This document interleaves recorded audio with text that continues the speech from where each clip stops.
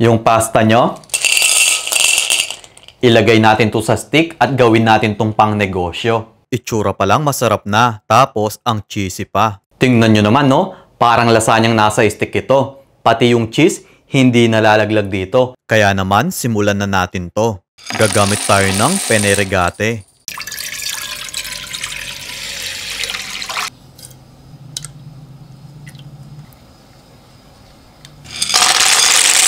Bale, ilalaga lang natin to ng ilang minuto.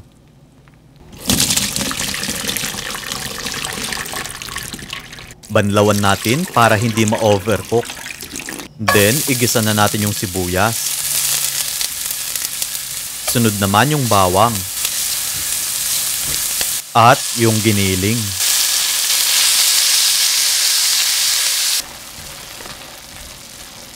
Ibuhos natin yung 450 grams ng spaghetti sauce dito. 80 grams quick melt cheese.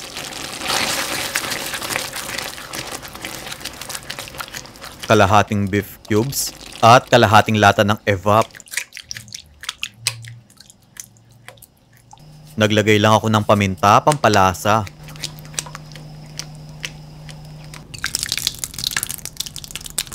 Next, magtunaw tayo ng 1 kutsarang margarine, 1 kutsarang harina. Nagbuhos lang ako ng tubig dito. Kalahating lata ng evap. At 80 grams quick melt cheese. Tinuhog ko lang yung pasta. Tapos, balutan natin to ng sauce.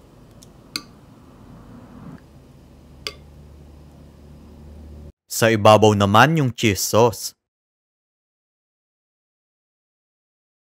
Guys, optional lang yung pagto-torch nito para magandang tingnan sa ating video.